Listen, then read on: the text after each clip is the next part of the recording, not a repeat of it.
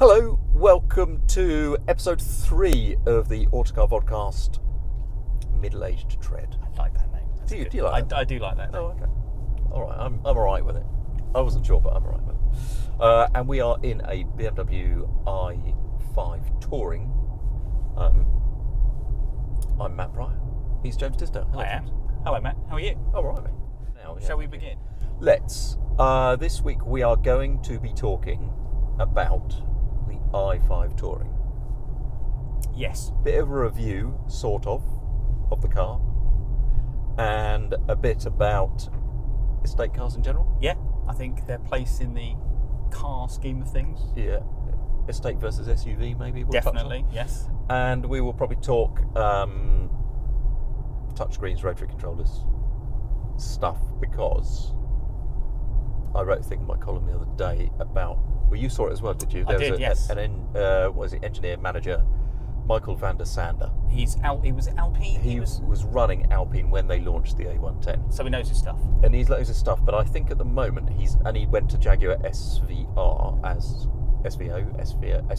Yes. as the boss there for a while. But I believe he's not reporting to anybody in the car industry in general at the moment, which allowed him to have a massive rant on LinkedIn because he got a hire car and he was like, I can't use all of these stupid functions. There's so many. The steering's pulling me all over the place. The bongs are going off for the speed limit when they're getting the speed limit wrong. The touch screen's unfathomable. I hate this car. What's the sort of things you wouldn't say if you were trying to sell that car. Exactly. But actually, if you're like us, you can say. Go on. It's not us, is it? It's not just us. No, I suspect there's probably a lot of people like him in the industry who think the same thing, but as you say, they've got cars to sell, so they won't be saying it. Yes. Anyway, we might come back to that. Should we start with let's start with the i5. Let's start with the i5. So this is your... Well, I'm running it for a couple of months for the mag. Yes. This is the first time I've sat on this seat and been driven in it. So I'm at your mercy. Yeah, I mean, I suppose, Wow. yeah. So it is a 5 metre, so it's a 5 Series now, isn't it? So it's 5 metres long, because the 5 Series is now 5 metres long. When did that happen? Well, about whenever this car came out.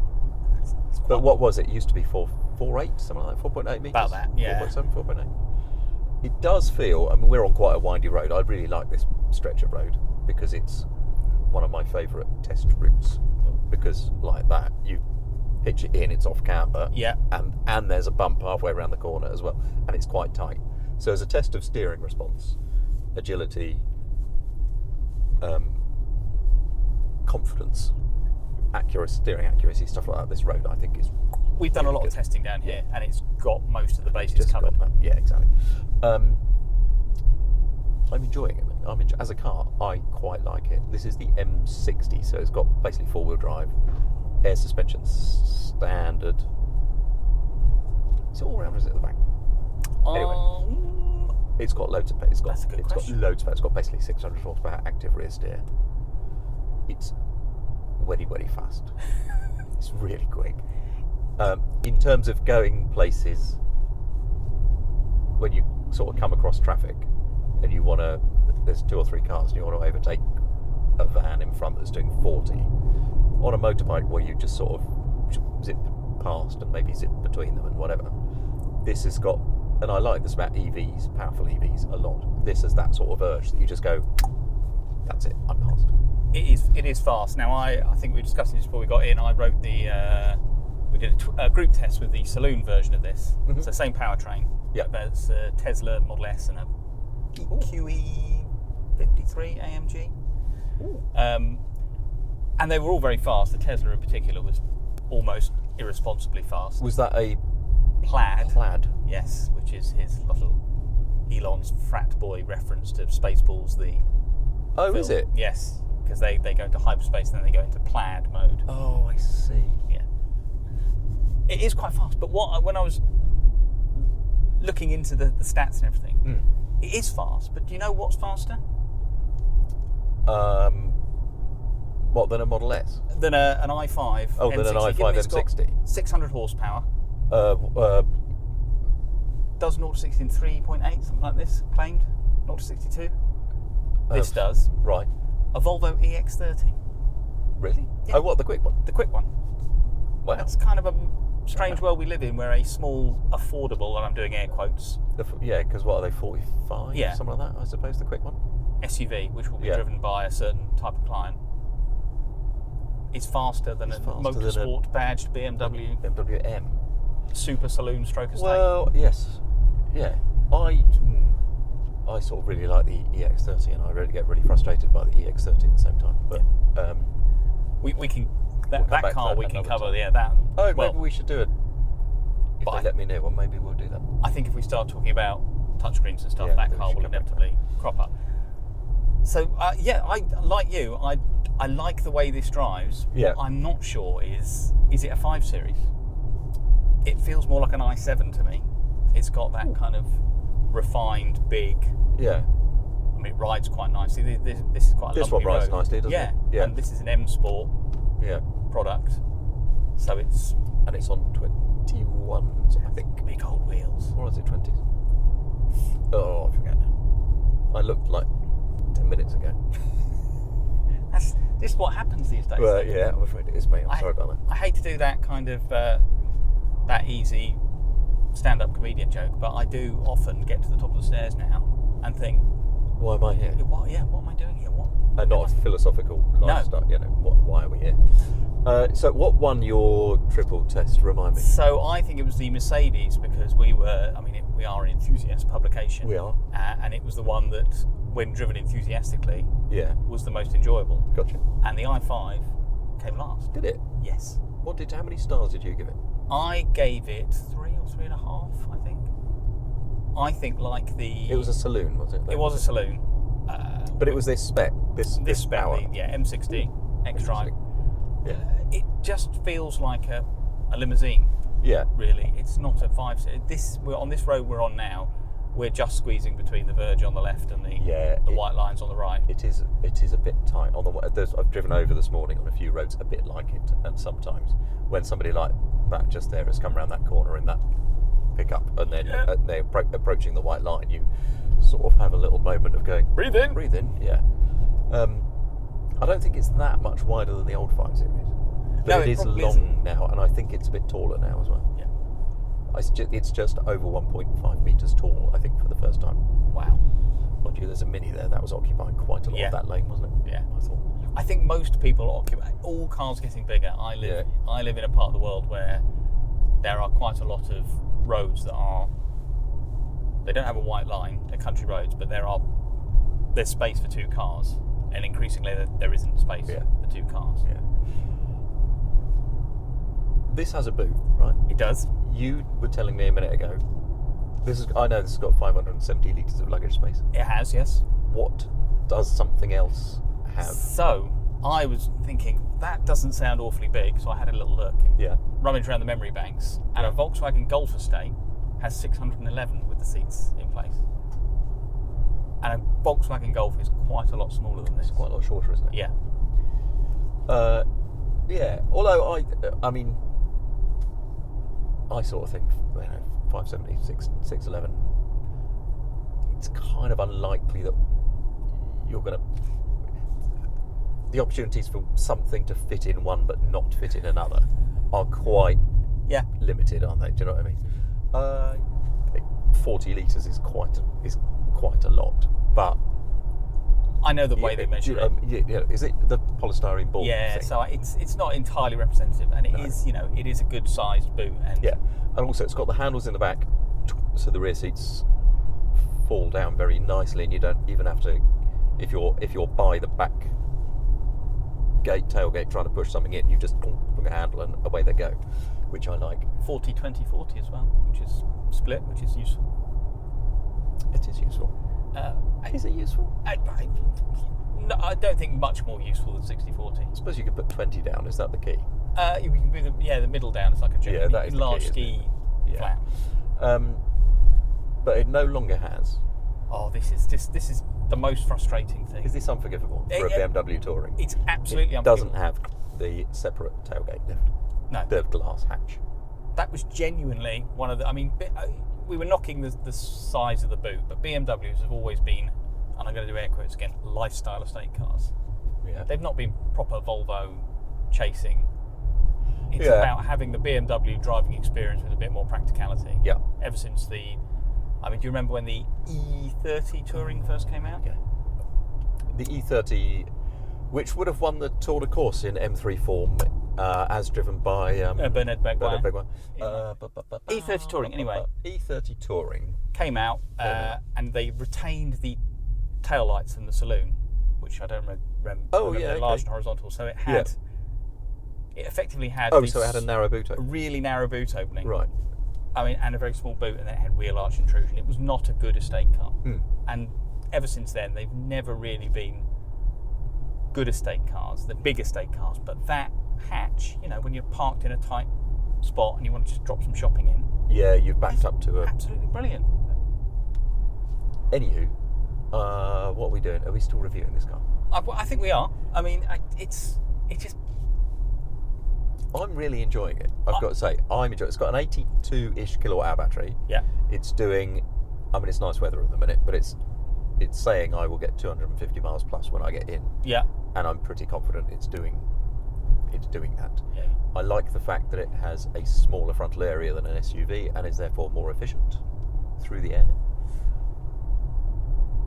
I mean, the ease of overtaking is really quite satisfying. And you don't miss a straight six BMW. Well, I do a bit, and also it's got a weight 2.4 tons in this spec, maybe a bit more. So you can feel it, can't you? I can feel it. It's got active rear steer and clever suspension and stuff, but I can feel it heft over some of these bumps. Driving the saloons, you could always feel the mass in all of them, but the BMW was particularly obvious, and like you say, the rear steer, it does help. Yeah. Give it a little bit more agility, but it does feel artificial. And to go back to the vodcast we did with the Audi. Oh, the Audi A2. And the Honda. And the Honda Insight. And I mentioned this, I think, elsewhere on this channel. Elsewhere, yes. Sorry. That's okay. The Audi A2 and the Insight we drove for the previous vodcasts. Yeah. It was refreshing being in cars that were genuinely light, and their dynamic qualities came through lightness, whereas this car, it doesn't feel for the most part like it weighs nearly 2.5 tons until the point it suddenly feels like it weighs. Until it suddenly does. Yes. So I think that's fair. It never truly gets away from it, and it just feels a car this fast that is meant to be as sporty as they say it is. There's always just this underlying sense that there's a lot of mass ready to do something you don't want it to. Yeah. Not that it will, because it's all very cleverly. Yeah, it's all very cleverly tied down and everything. But yes, I do take that point in time. So how far off are we from each other on star ratings? Do you think? I think we're probably half a star off.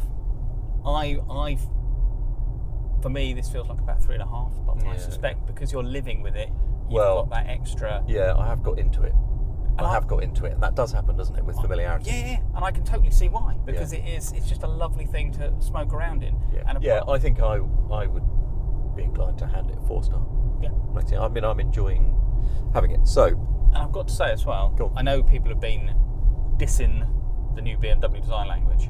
Oh, I think this is a handsome car. Yeah, it looks really nice. Yeah. I think there's something about a Touring that works. Yeah.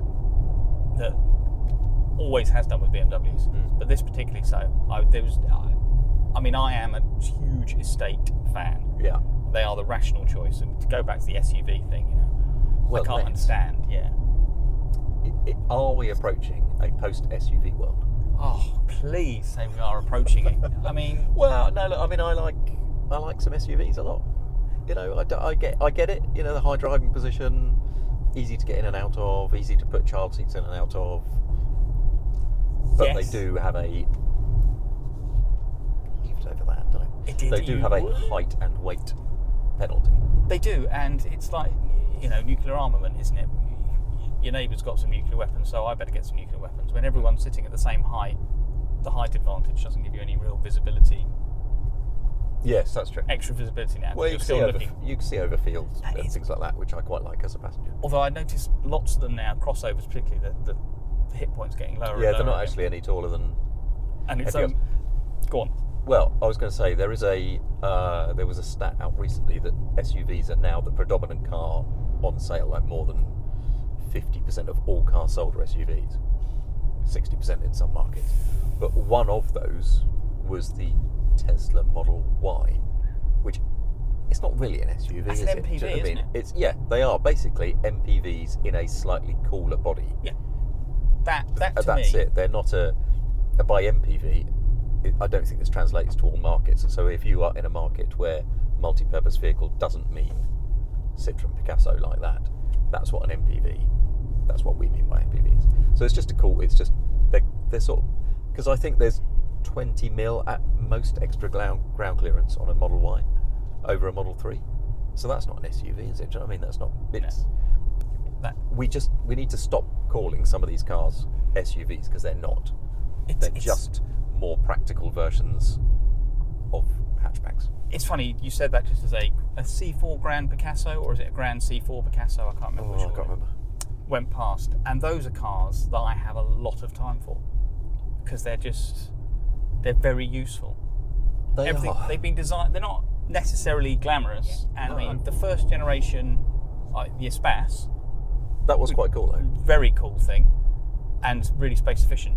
Things like the first generation Renault Scenic. You sort of think back now, it was tall, which I know doesn't always translate to space, but it was spacious inside. It used the space really well, and it had lots of clever little features like, the trays that pop out and loads of storage. Yeah. And when you do have a family, yeah, I know. I'm not sure an SUV looks cooler, or we have been led by marketing people. They do look cooler. They do look cooler. Well, they suggest a roughy tufty outdoors lifestyle. Yeah. That if the worst comes to the worst, and it's imminent any minute, your neighbour's got nuclear missiles apparently. So any moment now it could all kick off. Yeah. Who do you trust to build you a house in the woods and hunt for food and eliminate zombies? Is it somebody in a Jeep Wrangler, or is it somebody in a Renault Scenic? Well, that's a bit false equivalence, isn't it? I mean, that's not. If you said someone in a Renault Scenic or someone with a Volkswagen Tiguan, I'd go with the Scenic, man. There might not be much in it. Yeah, they seem like the sort of people, they're practical. They do DIY and stuff like that. Yeah, okay, fair point. A Wrangler, I get your point. I get your point. A Tiguan. But they are all they all want to be the Wrangler, don't they? Do you know what I mean? They are all plastic cladding around the bottom to make them look taller. Beefier wheels, blah blah blah. It's suggesting something, and I get it. I do get it. They are a sexier car than an MPV, I think. I'm not. I've struggled with the word sexier car, but I know what you mean. I'm with you. Yeah. Because I'm a geek, I like the idea of MPVs. I like the logic. Yes. And because I'm a cold, emotionless person as well, it's like Are you? Yeah. I don't get that vibe. Yeah, I'm dead inside, mate. Don't worry about it. Should we talk? Right, go on before we wrap, because it's a few minutes. We're a few minutes left. Is that long enough to talk systems, or should we do that in a different pod? We could do it in a different pod. I think we should just touch on the BMW system, because when I drove the i5, it frustrated me, and then you made a good point that it has at least got it does iDrive. it does have an iDrive controller, but you are right in that if I go to the home screen and then see, the nice thing is that I can look at the road if I want to, and that cursor stays where I left it. Yeah. But you're right, if I press it, this is the number of apps it has. 1, 2, 3, 4, 5, 6 per row. 2 rows, 3 rows, 4 rows, 5 rows, that's 30. 36. It's got 42 different apps. I sometimes think we get distracted by the physical touchscreen, and it can be a pain to operate on the move because you can't hold a physical control. Yeah. You go over a bump. It's more about the density of functions that are on there, like you say, how many apps. And I don't understand necessarily what they... Do we need all these things? And I think I highlighted earlier, it becomes very distracting. And there was... so the US Navy, 2019... Yeah. Decided to abandon the use of touchscreens to control their ships. So they had 2 accidents with the USS McCain maybe, and the USS, I want to say Missouri, but I don't think it was. Something Isn't like that. Like an art, isn't? That's it. Oh, but they do they use the names again? Yes, yeah, Okay. I think they do recycle them. Yeah. And they had accidents which sadly resulted in the death of 17 people, some of them naval personnel, others on ships that they hit. Oh, really? And it was down to the fact that the touchscreens were too complex and they couldn't operate them quickly enough, because there are certain functions on, it doesn't matter what ship you go on, they'll have a turning thing for turning it and a certain throttle thing for throttling it, and they subsumed all this into a touchscreen, and people didn't know, in a pressure situation, Oh, really? they weren't able to operate it properly, and it wasn't responsive enough, and so they had these accidents. And so there was a big investigation, and the US Navy went, we're not going to do that anymore. We're going to start putting physical controls buttons. And the sailors themselves overwhelmingly said, we want physical controls. Ah, interesting. There was I forget which plane it was. I think it was. I don't know if it was a fighter or a something. Yeah. And the flap control was quite close to the undercarriage control, so they fitted the undercarriage control with a small wheel on the end, so it felt like a wheel, and they shaped the flap control like flaps. That's clever. They're like when you go to adjust your seat. Yeah. Right? It feels like a seat. When I reach down there is a seat back feeling thing, and there is a seat base feeling thing, and that becomes the easiest thing in the world to change. Right. Well, that nonsense brings us to the end of episode 3 of the Autocar Vodcast. James and I will be back with more in a Morgan +4. Oh, I thought you were going to add more GAN. We'll be back with more. No, I was GAN. going to do that. Mate. No, okay. No, well, I've just done it. If that's what you want to do. Sorry. Fine, whatever. No, that's cool. In 2 weeks' time, I think. But we're still finding our way into this podcast series, so if things do skip around, you'll have to forgive us. But I think it'll be 2 weeks' time. So thank you for your kind words. You can email us, autocar@haymarket.com. You can find us over at autocar.co.uk. You can find the entire Autocar back catalogue at themagazineshop.com/Autocar. And that is... Excellent. That is really very good. excellent. It's really excellent. And that is Don't all open the it at work. issues we have going back to 1895. And some of you may know there are a couple of issues missing, but we've got an agreement to fill those in, get the missing ones scanned, because they are all held at the British Library. And the physical Autocar archive will be making its way to the British Motor Museum. Will it? It will. That's good news. It's good news, isn't it? It is good news. So there's quite a lot going on. But it's a fascinating. I will lose hours. Mate, I lose hours. I was researching a story about mini mokes yesterday. Why not? Because I had to write it, but Sunday afternoon, and I should be in the shed, and I'm reading about mini mokes. That sounds like the perfect Sunday afternoon. Why deadline approaching. You're making it sound like that's a problem. No, it's not really, is it? Anyway, thank you very much for joining us. Thank you, mate. Thank you. See you next time. Goodbye.